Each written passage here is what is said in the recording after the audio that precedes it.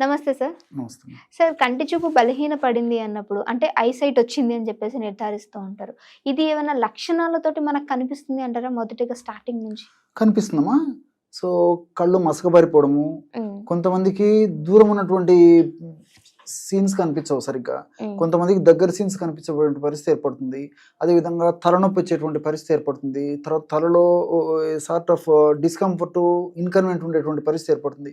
ఈ విధంగా కొన్ని లక్షణాలు మాత్రమే ఉంటాయి మా సైట్ ప్రాబ్లం వచ్చినటువంటి వాళ్ళలో సర్వసాధారణంగా. ఓకే. దాన్ని కరెక్ట్ చేసుకోవాలి అని అంటే మన వంటింటిలో ఏమన్నా వైద్యానికి సంబంధించిన పదార్థాలు ఉన్నాయా? ఉన్నాయమ్మా. మనం దైనందిన జీవితంలో ఆహార పదార్థాల్లో, వంటకాల్లో కొన్ని పదార్థాలని తరచుగా వాడుకోవడం వల్ల కంటి జబ్బులు రాకుండా ఉంటాయమ్మా. ముఖ్యంగా ఈ రోజుల్లో చిన్న వయసు నుంచే కంటి జబ్బులు వస్తున్నాయి. ఉదాహరణకి మీరు స్కూల్ గోయింగ్ చిల్డ్రన్స్ గమనించండి అమ్మా. ఒక 50 మంది స్కూల్ ఒక సెక్షన్లో ఉన్నటువంటి పిల్లల్ని గమనించినట్లయితే, స్కూల్ గోయింగ్ చిల్డ్రన్ చిన్న క్లాస్ తరగతి చదివేటువంటి పిల్లల్ని గమనించినట్లయితే 50 మందిలో దాదాపు ఒక 10 మంది దాకా స్పెట్స్ పెట్టేటువంటి పరిస్థితి ఏర్పడిందమ్మా. సో ఒక 30-40 సంవత్సరాల క్రితం ఈ పరిస్థితి లేదు. సో దేహధర్మాల్లో భాగంగా, జీవధర్మాల్లో భాగంగా వయస్సు వచ్చిన తర్వాత మరి మిగతా అవయవాలలో ఆ చైతన్య రహిత్యము, అదేవిధంగా క్రియా సామర్థ్యం తగ్గిపోయేటువంటి పరిస్థితితో పాటు సో సర్వసాధారణంగా ఎక్కువ శాతం మందిలో కూడా మరి కంటికి సంబంధించినటువంటి సమస్యలు, చెవులకు సంబంధించినటువంటి సమస్యలు, ఇలాంటి సమస్యలు వస్తుంటాయమ్మా. ఇది సర్వసాధారణం, కామన్ ఎక్కువ శాతం మందిలో. కానీ మరి చిన్న వయసులో రావడం మాత్రం అసాధారణము, అసహజం. అది మనం చేతులారా చేసుకోవడం. ఎగ్జాక్ట్లీ మా తల్లిదండ్రులకు అవగాహన లోపం చేత, ఆరోగ్య స్పృహ లేకపోవడం చేత పిల్లల్ని అతి గారాభంగా వాళ్లకు ఉపయోగపడినటువంటి ఏమాత్రము దేహానికి మంచి చేయనటువంటి fast foods, junk foods, bakery foods, ice creams, cool drinks ఇలాంటి విపరీతంగా వాడడం, ఇలాంటి అనేక రకాల కారణాల చేతనే మరి చిన్న వయస్సు నుంచే ఈ యొక్క సమస్య వస్తుంటుంది. ఇదంతా నాణ్యానికి ఒకవైపే. రెండో వైపు చూస్తామంటే చిన్నప్పటి నుంచి మా అన్నప్రాసన మొదలుపెట్టినప్పటి నుంచి కూడా తల్లిదండ్రులు మరి ఆరోగ్య స్పృహ లేకపోవడం చేత, అవగాహన సరిగ్గా లేకపోవడం చేత ఈ సెల్ కల్చర్ అలవాటు చేసినారమ్మా. సో వాళ్ళకు బొమ్మలు చూపిస్తూ, ఆ సెల్ చూపిస్తూ ఆహారం పెట్టడము, తర్వాత వాళ్ళు ఏదైనా ఏడ్చినప్పుడు సెల్లో కొన్ని బొమ్మలు చూపించడము, సెల్ ఆడుకోవడానికి ఇవ్వడం, ఇలాంటి చేయడం వల్ల ఏమంటే మరి చిన్న వయస్సులోనే, ఎదిగే వయస్సులోనే కళ్ళు బాగా స్ట్రెయిన్కి గురయ్యేటువంటి పరిస్థితి ఏర్పడుతుందమ్మా.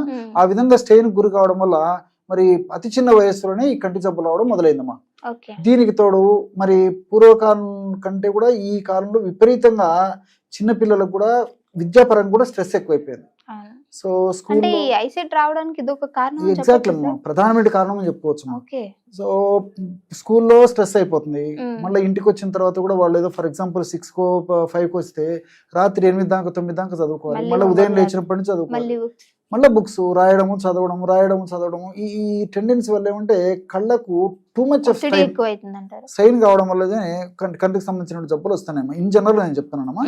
సరే, ఈ ముఖ్యంగా ఈ చిన్న వయసు వాళ్ళలో వచ్చేటువంటి సమస్యలు ఎక్కువ శాతం మంది ఇలాగే జరుగుతున్నాయి.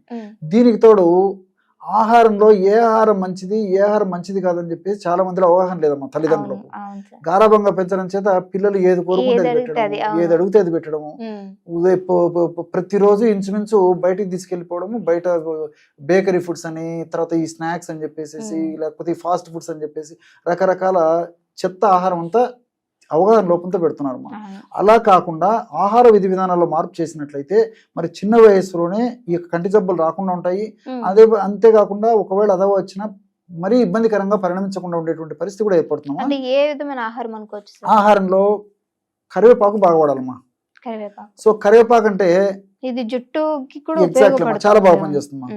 అదే విధంగా కరివేపాకు అనేసరికి పెద్దలు కూడా చాలా మంది మనం ఆహార పదార్థాల్లో, వంటకాల్లో, పులిహోరలో, దధ్యోదనంలో, ఆ కూరల్లో కరివేపాకు వేసినప్పుడు ఏరు పారేస్తుంటారమ్మా. అది క్షేమదాయకం కాదు, ఆరోగ్యదాయకం కాదమ్మా. అవగాహన లోపం చేత ఆ విధంగా చేస్తారమ్మా. సో చిన్నపిల్లల విషయంలో మరీ ఉంటుందమ్మా. మీరు బాగా గమనించండి, కరివేపాకు వేసి వంట చేసి తల్లులు పెడితే వద్దని చెప్పేసి పక్కన పారేసేస్తుంటారు అన్నమాట.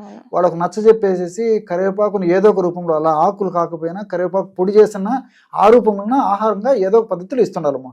అంటే కరివేపాకులో ఉన్నటువంటి విటమిన్ ఏ ఈ కళ్ళకు చాలా చాలా మంచిది. ఓకే. అందుకే మన పెద్దలు ఆహారపు అలవాట్లో విధి విధానంలో భాగంగా కరివేపాకును కూడా ఆహారంలో వంటకాల్లో భాగంగా అది కూడా వేసి వంటలు తయారు చేసి వడ్డించేటువంటి వాళ్ళు కాబట్టి ఈ మరి చిన్న వయసులో ఆ జబ్బు రాకుండా ఉండేటమ్మా. అవును. సో ఈ రోజుల్లో ఆ పరిస్థితి లేదు కాబట్టి అంటే కరివేపాకును వాడేటువంటి పద్ధతిలో పిల్లలకు అలవాటు చేయడం చాలా చాలా మంచిదమ్మా. అదేవిధంగా వారంలో కనీసం ఒక రోజన్నా ఈ క్యారెట్ అమ్మా, క్యారెట్ గడ్డ ఏదో ఒక రూపంలో పిల్లలకు అలవాటు చేయాలి. మరి ఏదైనా కొంచెం సమస్య ఎక్కువ ఉన్నట్టుంటే వారంలో 2 సార్లు 3 సార్లు వాడినా తప్పలేదమ్మా. క్యారెట్ అలాగే తినడం కానీ, సలాడ్ రూపంలో కానీ, క్యారెట్ను కూరలో చేసి ఇవ్వడం కానీ, సాంబార్లు వేసి ఇవ్వడం కానీ, ఏదో ఒక పద్ధతిలో ఈ క్యారెట్ను వాడుకోవడం వల్ల కూడా క్యారెట్ ఉన్నటువంటి విటమిన్ ఏ, తర్వాత జియోగ్జాంతిన్ ఇలాంటివి అనేక రకాలైనటువంటి పదార్థాలు కూడా ఈ కంటి ఆరోగ్యానికి చాలా చాలా మంచిదమ్మా. అదేవిధంగా మునగ ఆకు కూడా ఏదో ఒక రూపంలో వాడుకోవడం వల్ల కూడా ఈ కంటి జబ్బులు రాకుండా ఉండేందుకు, వచ్చినటువంటి జబ్బులు త్వరగా ముదరకుండా ఉండేందుకు కూడా ఉపయోగపడతాయమ్మా. సరే, ఇవన్నీ ఆహార పరంగా. మరి ఔషధ పరంగా కూడా చాలా చాలా మనం వాడుకోవచ్చమ్మా.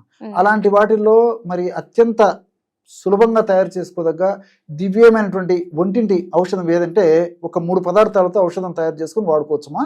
అదేంటంటే బాదం పప్పులమ్మా. సో బాదం పప్పులు ఈ మధ్య కాలంలో చాలా ప్రాచుర్యం పొందాయమ్మా. సో ఇంచుమించు అందరిళ్లలో ఈ బాదం పప్పులు, డ్రై నట్స్, డ్రై ఫ్రూట్స్ ఇవన్నీ ప్రకృతి సిద్ధంగా సహజసిద్ధంగా దొరికేటువంటి ఎక్కువ వాడుతున్నారు కాబట్టి ఈ బాదం పప్పులు కూడా చాలా ప్రాచుర్యం పొందాయి. బాదం పప్పుల వల్ల ఈ యొక్క రక్తనాళాలకు మంచిది, గుండె జబ్బులకు మంచిది. అదేవిధంగా ఏదన్నా కొంచెం ఈ మెదడుకు సంబంధించినటువంటి జబ్బులు రాకుండా ఉండేందుకు బాదం పప్పు ఉపయోగపడుతుంది. నర్వస్ వీక్నెస్ను బాదం పప్పు తగ్గిస్తుంది. తర్వాత మోకాడు నొప్పులను బాదం పప్పు తగ్గిస్తుంది. తర్వాత ఈ చర్మానికి సంబంధించిన జబ్బులున్నా బాదం పప్పు తగ్గిస్తుంది. ఇలా చాలా చాలా ఉన్నాయమ్మా దీనికి సంబంధించి. Exactly one for many. So ఈ బాదం పప్పును కాస్త నెయ్యి వేసేసి వేయించేసేయాలమ్మా. వేయించేసేసి ఒక 100 గ్రాములు చూర్ణం చేసుకొని ఆ బాదం పప్పు పొడి 100 గ్రాములు తీసుకోవాలి. అదేవిధంగా సోంపు గింజలను కూడా కాస్త వేయించేసేసి చూర్ణంలాగా తయారు చేసుకుని ఒక 100 గ్రాములు అది తీసుకోవాలమ్మా. పటిక బెల్లం పొడి, దాన్ని నవ్వుబోతు, కలకొండ, మిశ్రీ అనేటువంటి పేర్లతో పిలుస్తుంటారు. సో ఆ పొడి కూడా 100 గ్రాములు తీసుకోవాలి. అంటే సమానంగా. ఫర్ ఎగ్జాంపుల్ బాదం పప్పు పొడి 50 గ్రాములు తీసుకున్నట్లయితే సోంపు గింజల పొడి కూడా 50 గ్రాములు తీసుకోవాలి. పటిక బెల్లం పొడి కూడా 50 గ్రాములు తీసుకోవాలి. అట్లా ఎంతైనా తీసుకోండమ్మా. 3 సమానంగా తీసుకోవాలి. ఆ 3 పదార్థాలను బాగా కలిపేసి ఒక గాజు సీసాలో ఉంచుకొని రోజు ఒక్కసారమ్మా రాత్రిపూట 100 ml పాలల్లో 1 టీ స్పూన్, అంటే హాఫ్ టీ స్పూన్ వరకైనా పర్లేదమ్మా. 1/2 టీ స్పూన్ నుంచి మాక్సిమం 1 టీ స్పూన్ వరకు ఆ యొక్క పొడి పాలలో కలిపేసి పిల్లలకి ఇస్తున్నారు. పెద్దలు కూడా వాడుకోవచ్చమ్మా. పిల్లల గురించి నేను స్ట్రెస్ చేస్తున్నాను.